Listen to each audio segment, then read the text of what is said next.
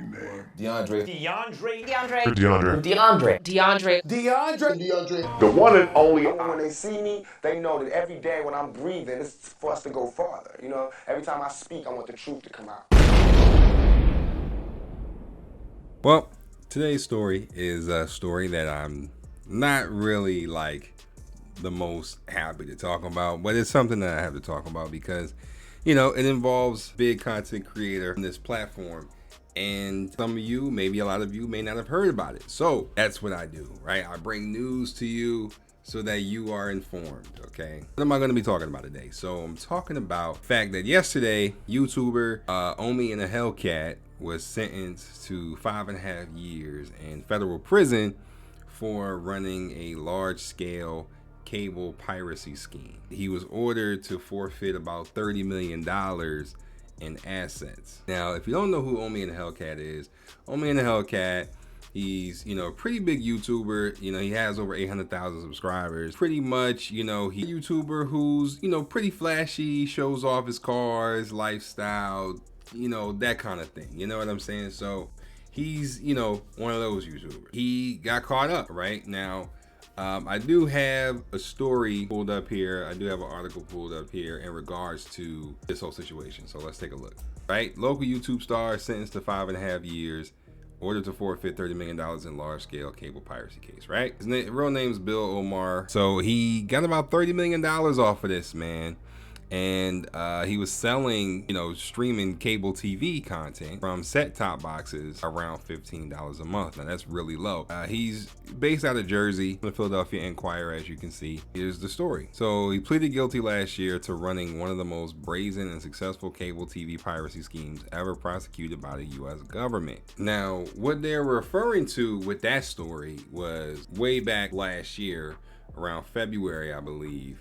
He got caught in very similar situation like this. He was named in a 62 count federal indictment. The FBI was looking into Omi and the Hellcat's operation for about 2 years. The indictment pretty much claimed that from 2016 up to 2019, he and two other people created an illegal multi-million-dollar TV streaming empire. Pretty much this whole investigation was saying that his company stole and retransmitted cable signals from companies like Comcast, Verizon, those kind of companies, and subscribers were basically, and people who bought the stuff, the program, the cable or whatever, would only pay $15 a month for it, right? And they had access to premium, cable channels, pay-per-view, on-demand movies, all of that stuff. Now, after that whole thing went down, he came out, made a statement, said he doesn't think that he did anything wrong. He was running a business that was open to the public, and, you know, he wanted to take that to court. Now, he also said he found a loophole. He ran through it. He did great. There's other colleagues in the same business, and they never got in trouble with the FBI. At that point, you know, it said that he could face up to 10 years in prison for what he was, you know, found guilty of in that situation. Now, fast forward to yesterday, as a part of his sentencing, he was ordered to forfeit more than $30 million in assets, including nearly about $6 million in cash, cars, including Lamborghinis, Porsches, Bentleys, McLarens, you name it, and a portfolio of more than about a dozen properties that he purchased across Philadelphia and the surrounding suburbs, right? So this is really local to me because y'all know I live in Philly, so I had to talk about this, you know. Now, the U.S. District Judge Harvey Bartle III said, you know, in his punishment, he said the $30 million is a lot of money, but tangible objects aren't everything. Right, that's what he said, right? As a matter of fact, I'm gonna pull it up right now. This is what he said. He said you have a large following, and there may be people who think if you can get away with it, they can too. When this whole thing broke, Omi and the Hellcat, he apologized to the family, you know, to his family, his employees, the cable companies he cheated through his business. You know, he said, I really didn't know the significance of the crime until I was picked up by the FBI at his house, you know, and he said basically that let everybody down. Now, the prosecutors are getting him on counts of conspiracy, copyright infringement, fraud, money laundering, the whole nine, right? But homie's lawyers pretty much trying to, kiss up to the judge, let the judge know, listen, like, he didn't do anything wrong. He provided people with a bunch of services in regards to hundreds of on-demand movies, television shows, cable channels, pay-per-view events. What makes this so interesting is the fact that Homie in the Hellcat claims that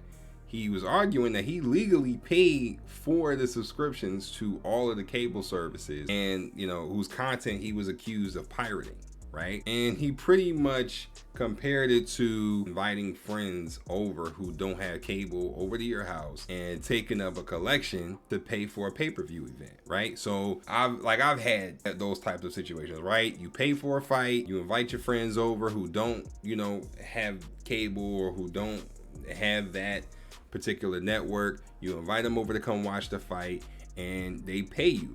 You legally bought the content, you legally bought the fight, but I'm just collecting something for myself, that's all. But you got your money, so what's wrong with me getting my money? And that's the whole thing that Homie in the Hellcat is pretty much talking about with this, right? His whole thing was, I'm only guilty of making money. That was his statement that he said. He said, I'm only guilty of making money. I ain't guilty of nothing else. Prosecutors beg to differ. Now, they said this was illegal the whole time.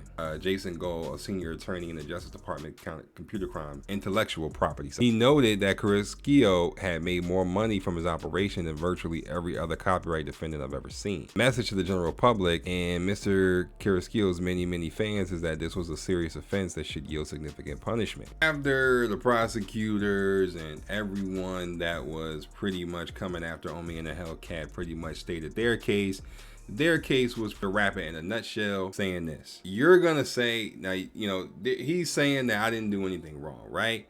But they're arguing that, listen, you got to think about the workers and the millions of dollars that it costs their employees, these companies like Disney and some of these other networks. You got to think about how much it costs their employees to produce even a half-hour television show. Homie in the Hellcat, after listening to him, realized that, it wasn't a victimless crime. So he didn't fight prosecutors' request that he pay nearly about $11 million in restitution to the cable companies, and then an additional $5.7 million to the IRS for unpaid taxes. Pretty much once he gets out, once he's released from prison, he intends to focus on his family, legitimate ventures like his YouTube channel and other online marketing businesses and things of that sort. And he also said that the judge, this sentence saved his life. So, he seems to be cooperating. In regards to this whole situation, man, I personally think that he didn't do anything wrong. I just don't think that he's doing anything wrong at the end of the day, because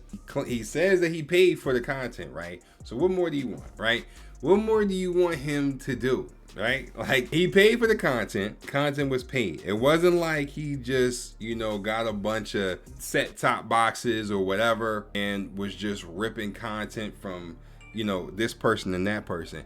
He paid for it. He paid for it. What's the problem? And that's what this whole situation was about, right? So it was a gray area, right? That gray area of, going back to the example I used with the boxing, many people do it. I've gone to fight parties. I'm sure you've gone to fight parties. I'm sure you've gone to fight parties. It's a very normal thing to do. The fact that Jake Paul fight was what, like 2 weeks ago? Sure, you had a friend probably pay for that, or maybe you paid for it. You had some friends come over. Maybe you charged them, maybe you didn't. Pay for the fight, right? It's in your name, right? The cable company got their money. All you doing is pocketing money for yourself because of this whole situation. So I don't see an issue with it, but y'all can let me know down in the comments what y'all think. But yeah, I just wanted to kind of talk about that because it was a story that, was very obviously close to me.